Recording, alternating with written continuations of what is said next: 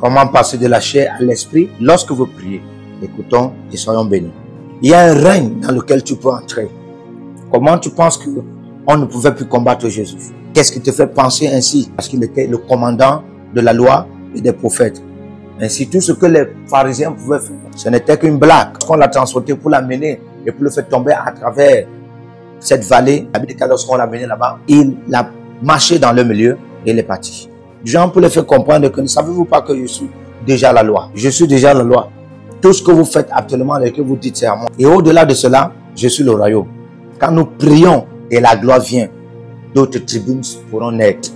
C'est pourquoi on peut voir une tribune comme la tribune de Paul. Du genre, une génération des hommes que quand ils commencent à décortiquer la parole de Dieu à partir des Écritures, vous vous dites que c'est comme si c'était là quand les Écritures sont nées. Parce que c'est le règne dans lequel Paul a voyagé quand il était en prière. Quand j'étais en Arabie, ce que j'ai reçu, la doctrine que j'ai reçue, cela ne m'a pas été donné des hommes. Il a dit directement que je l'ai reçu directement de Dieu. Et quand Paul voulait écrire en ce qui concernait les vierges, il a dit concernant les vierges, je n'ai pas de commandement de la part du Seigneur, mais j'ai été trouvé digne de parler en ce qui concernait ses affaires. Et c'est pourquoi les choses que Paul a eu à dire, Paul lui a eu à dire, pas l'Esprit, pas Jésus, mais Paul lui, sont devenus des lois, sont devenus des Écritures qui sont considérées par l'Esprit et même par le Seigneur. Parce qu'il a voyagé par la prière dans les règnes où les oracles de Dieu se trouvent. C'est une sagesse qui est au-delà de cette nature. C'est un règne qui est au-delà de ce règne. Il y a des ordres dans l'Esprit. Il y a des ordres dans l'Esprit. N'as-tu pas lu en ce qui concerne Jean, quand il est parti au désert, lorsqu'il est venu dans la dimension de Élie. Pourquoi? Parce qu'il y a les ordres dans l'Esprit. Vous ne connaissez pas votre tribune, vous ne connaissez pas votre tribune spirituelle, tu n'as pas encore connu la gloire de Dieu. Quand tu connais la gloire de Dieu, tu vas comprendre que ce que tu appelles avantage dans la chair, en réalité en l'esprit, c'est ta faiblesse. Et alors maintenant, tu vas commencer à comprendre que tu dois trouver la force qui est de Dieu, la force qui est digne. Et c'est la dimension où les hommes ne peuvent plus te mépriser, ne peuvent plus te manquer de respect. La nature ne peut plus te mépriser parce que tu seras plus fort ou plus forte que la nature. La Bible dit concernant les patriarches et leur foi, ils ont renversé des royaumes. Ils ont subordonné des royaumes. Ils ont vaincu la nature. Ils ont fermé la bouche des lions et ils ont éteint la violence du feu. Il est écrit, des hommes faibles ont été faits comme des hommes de l'armée de l'Éternel. Quand tu dois connaître qu'il y a quelque chose en toi qui peut libérer ta famille. Il y a quelque chose en toi qui peut libérer une nation. Et c'est ta responsabilité de chercher cela et trouver quand tu es sur la terre et ce temps. Et la partie la plus pure par laquelle tu peux trouver cette dimension, c'est la prière. C'est pourquoi prier, c'est au-delà de demander les choses à Dieu. C'est de trouver notre réalité dans les règles. C'est pourquoi certains de vous, si vous atteignez cette dimension, vous allez découvrir que vous êtes un mouvement. Certains, vous allez découvrir que vous êtes un système de Dieu. Certains de vous allez découvrir que vous êtes une nation. Quand Abraham a atteint cette dimension, il a compris qu'il était une source des nations. Et Dieu lui a demandé de quitter de sa nation, quitter de sa patrie et de la maison de son père. Là, tu comprends dans cette dimension que tu es plus qu'une nation, tu es plus qu'une communauté, tu es plus que la maison de ton père, tu es une source des nations. Ainsi, Dieu lui donnait l'ordre de quitter de la maison de son père, de sa nation et de sa patrie, et lui disant que de toi, les nations de la terre seront bénies. Dieu lui a dit, la terre sera bénie parce que tu es venu. Et si tu ne trouves pas ce Dieu qui réside dans les piliers de feu éternel, ces réalités ne seront jamais manifestes sur la terre. Si l'argent que tu en as est plus que la connaissance de Jésus-Christ, tu es déjà dans l'aspect de l'idolâtrie. Un homme qui pense qu'il a de l'argent plus que Dieu est déjà hors de Dieu. Il ne peut ne pas le savoir, mais le temps va le prouver. Alors, la somme de la vie que tu en as doit être correspondant à la connaissance de Dieu ou doit être subordonné même par la connaissance de Dieu que tu en as en relation avec Dieu. Ceci signifie que notre expérience spirituelle contrôle notre expérience naturelle. C'est pourquoi nous avons toujours rencontré des gens, du moment où ils commencent à expérimenter des bénédictions, ils oublient Dieu. Quand tu veux les appeler en ordre, ils font des problèmes avec des hommes de Dieu qui étaient leurs pères et leurs pasteurs. Parce que en ce qui les concerne, si ce n'est pas acheter les terrains, acheter les voitures, acheter des grandes villas, en réalité, être avec Dieu, c'est rien, c'est zéro. Alors là, ils ne connaissent pas les accès spirituels. Mais si tu leur demandes de s'aimer en ce qui concerne les campagnes d'évangélisation, ils voient ça comme c'est une perte de temps et perte financière. Quand tu leur demandes de s'aimer en ce qui concerne un projet spirituel, ils pensent que non, ça c'est une perte. Parce que en ce qui les concerne, la plénitude de leur vie dépend de cette terre. Quand vous les voyez, ils ont toutes sortes de maisons dans les différentes villes, dans les différents états, dans les différentes régions. Mais si vous étudiez Luc 16, vous allez vous rendre compte que tout ça c'est vanité, c'est en vain. Pourquoi l'homme dans Luc 16, il a eu tout ce qu'il a eu à en avoir et puis il était fier. Et il se disait que c'est ainsi aussi que les immortels le voient. Mais quand les immortels le jugent comme un nigaud, un idiot, un stupide, un fou. Parce que on ne pèse pas un homme par sa valeur des biens acquis sur la terre dans le règne de l'esprit. Il se dit qu'il connaît les principes, il connaît ce qu'il faut faire. Si il applique ces principes, il va travailler, il aura un travail, il aura tout ce qu'il peut en avoir et ça va fonctionner. De telles personnes ne connaissent pas la spiritualité des fondations de la terre. De telles personnes n'a pas encore compris les principes de la spiritualité de la terre. Il y a certaines choses que je n'ai pas encore commencé à expliquer ici, mais ce que j'explique déjà, ça ne te donne pas un sens de compréhension. Mais pour te faire comprendre qu'il y a des règnes de compromission. Il y a des règnes de compromission. Si tu es en train de prier pour qu'une onction vienne, ils vont t'attendre. Ils savent que maintenant que tu es en train de prier pour une onction, ton cœur est pur. Ils vont attendre jusqu'à ce que tu commences à rassembler les gens dans des stades, des grands estrades. Alors maintenant, ils vont commencer à t'introduire à des choses qui habitent dans ces règnes. Et si tu n'as pas encore touché certaines dimensions spirituelles de la part de Dieu, tu vas te compromettre. Et tu es en train de faire des business dans la vente des maisons et tu penses que tu as réussi. Et là, c'est juste les esprits qui sont encore en train de te laisser. Et à ce point, l'intelligence est bonne. À ce point, la connaissance est bonne. À ce point, la diligence est bonne. Mais quand tu vas arriver dans un certain niveau où tu auras 200 hectares, alors une principauté satanique va apparaître. Et pour te dire 200 hectares, ce n'est pas pour les hommes ordinaires. Où est ta légitimité spirituelle qui te permet d'en avoir ceci de manière légitime sur la terre? Et là maintenant, cette principauté va commencer à te proposer de te compromettre avec le gouvernement, de te compromettre avec la sécurité, de te compromettre avec toutes sortes de choses. Ainsi, tu vas commencer à voir des choses que tu n'as jamais vues et tu vas commencer à faire des choses que tu n'as jamais fait. Tu peux être dans le ministère ainsi. Tu dis que tu es un homme pur. Attends jusqu'à ce que les nations commencent à courir après toi. Même si tu choisis de ne pas te compromettre, ils vont bâtir des apôtres démoniaques qui vont te pousser jusqu'au bout, au point où tu vas entrer dans un règne, où tu vas essayer de mélanger les choses juste parce que tu veux aussi réussir comme eux. Ça sera juste pour garder ton nom ou bien ton intégrité que tu appelles réputation. Mais si tu veux voir les choses nouvelles de la part de Dieu, c'est au-delà de ce règne-ci. Ça, ce n'est pas pour des gens de moyenne compréhension dans la vie et sur la terre. Mais si tu veux être une personne de moyenne compréhension de la vie sur la terre, attends jusqu'à ce que tu deviennes comme Snatch. Tu vas comprendre ce que signifie être loyal à un pasteur. C'est au-delà de la réputation et la population. Quand tu atteins une dimension où on t'invite à un seul programme et on te donne 100 millions. Et comme ça, là, en un mois, tu as 30 programmes. Tu vas te demander s'il y a encore un besoin important pour avoir encore des retraites spirituelles, une vie de consécration dans le secret avec Dieu. Parce que les 7 jours de retraite seront équivalents à 400 millions. Et puis tu vas te poser la question de savoir, est-ce que la retraite est importante? Est-ce que je ne peux même pas me conduire vers ce programme-là et puis dans même l'avion ou bien dans la voiture, je fais mes retraites. Le vol, c'est 6 heures. Je peux prier pendant 6 heures. Pourquoi je dois toujours être dans un lieu secret? C'est là où tu dois comprendre que les nouveautés de la part de Dieu, ce n'est pas l'argent. Il y a un règne dans lequel tu dois entrer, où tu dois pouvoir définir ta relation avec Dieu. Et pour ce faire, 300 millions vont automatiquement rien te dire. Ça, ce n'est pas un caractère qui se manifeste juste par chance. Mais c'est parce que tu as eu à en avoir des dimensions de Dieu qui sont au-delà des règnes de la terre-ci. Ainsi, l'homme qui doit fonctionner dans les nouveautés de Dieu doit premièrement fonctionner dans la dimension de la transition. Lorsque nous parlons des nouveautés de Dieu, nous parlons de la gloire suffisante. La raison pour laquelle chaque fois les vieillards sont devant Dieu et se prosternent, c'est parce que, et ils sont baissés, tête baissée, c'est parce que chaque fois qu'ils voient Dieu, ils voient une autre version de sa gloire. Si la même version se répète, ils pourront laisser le royaume et la gloire.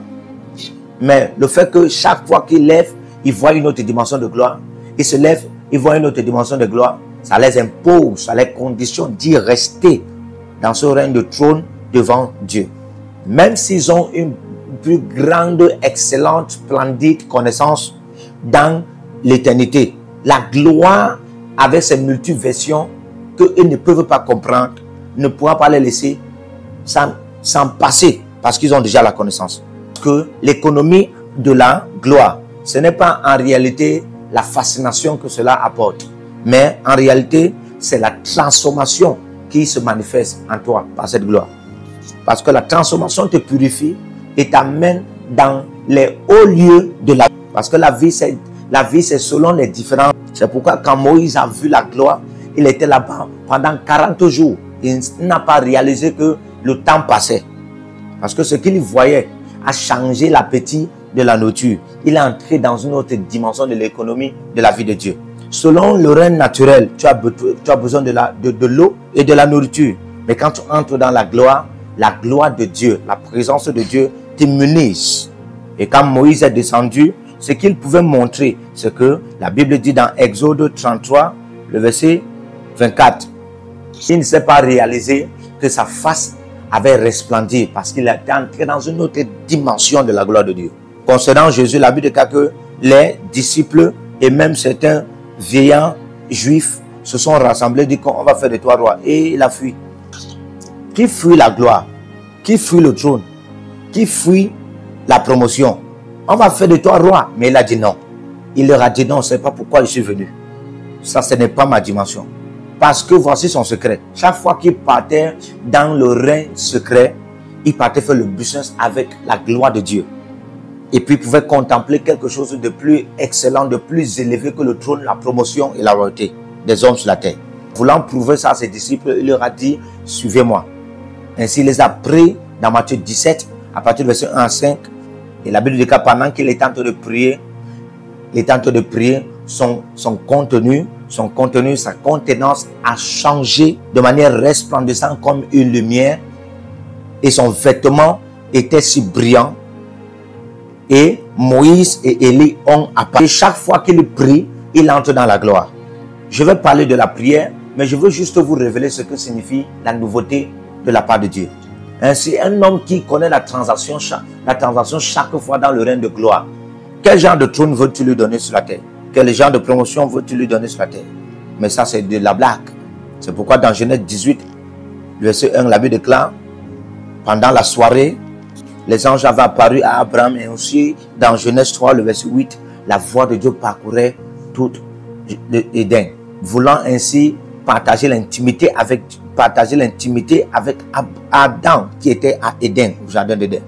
La raison de les expériences, c'est-à-dire les rencontres, ce n'est pas la fierté que ça te donne, ce n'est pas la gaieté que ça te donne, mais c'est l'enfantement que ça produit. C'est l'enfantement que ça produit, et les expériences produisent toujours les enfantements. C'est pourquoi avant que l'enfant ne naisse, il y a une expérience, il y a une rencontre qu'on appelle la fusion entre l'homme et la femme. Et c'est pourquoi Dieu nous donne ces intimités, parce que les réalités sont produites par des expériences. Je peux te parler de la souffrance maintenant et tu l'écoutes très bien. Mais un homme qui a expérimenté, qui a rencontré les souffrances, lorsqu'il sera en train de parler, l'énergie sera différente parce qu'il connaît la souffrance par expérience. Donc pendant qu'il sera en train d'enseigner, parler, prêcher, il peut créer cette atmosphère.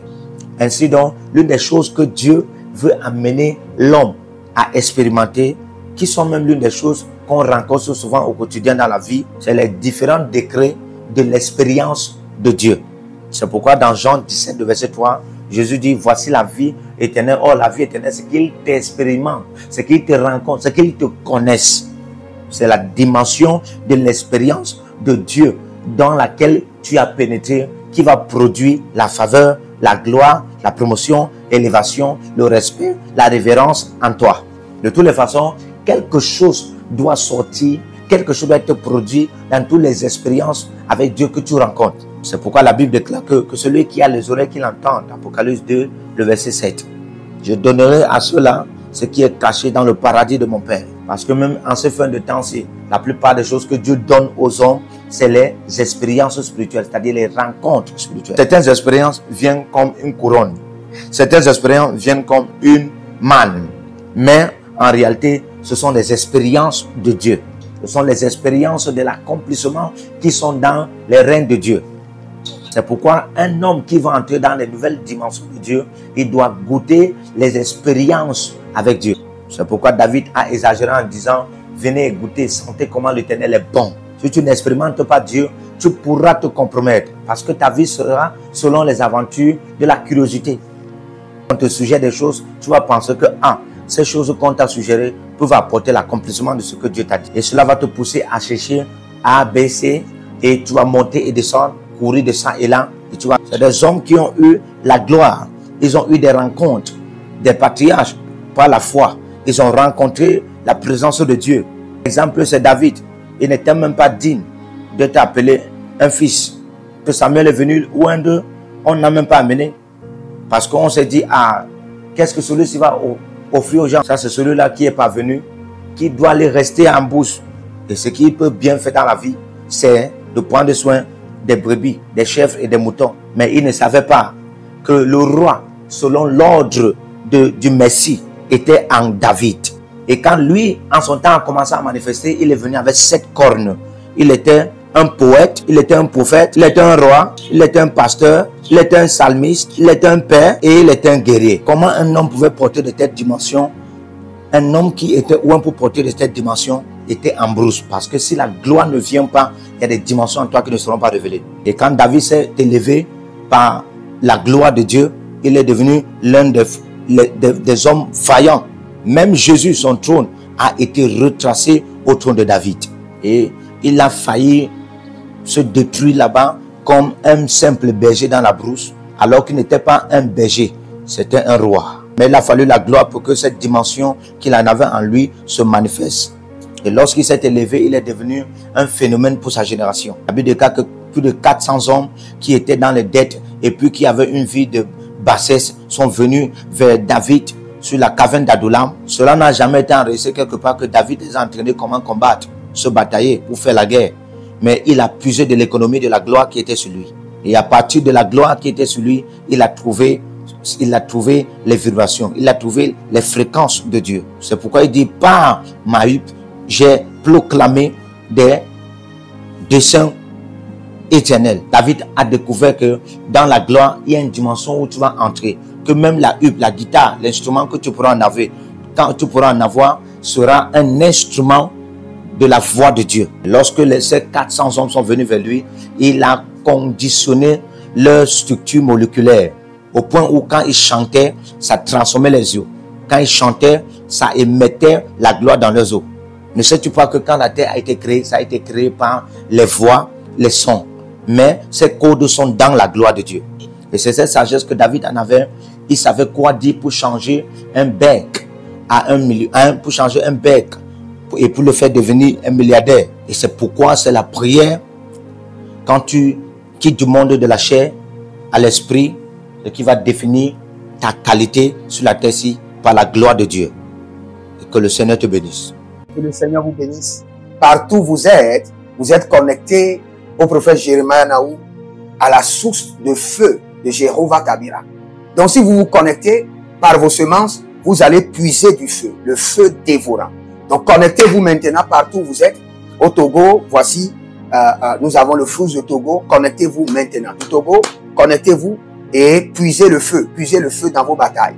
Vous êtes en Côte d'Ivoire, connectez-vous maintenant par MTN et libérez votre semence par Wave sur Flows ou comme sur MTN et puisez le feu dévorant du Saint-Esprit dans vos batailles. Au Gabon, maintenant prenez les contacts et libérez votre semence. Libérez votre semence maintenant.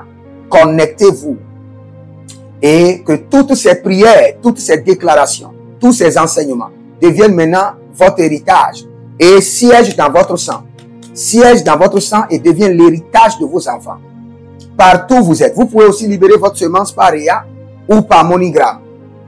Et vous mettez le nom du prophète Jeremiah Nahum qui est là, sur la fiche, et vous mettez le pays, le Togo, et vous mettez mon contact, et vous verrez la gloire de Dieu.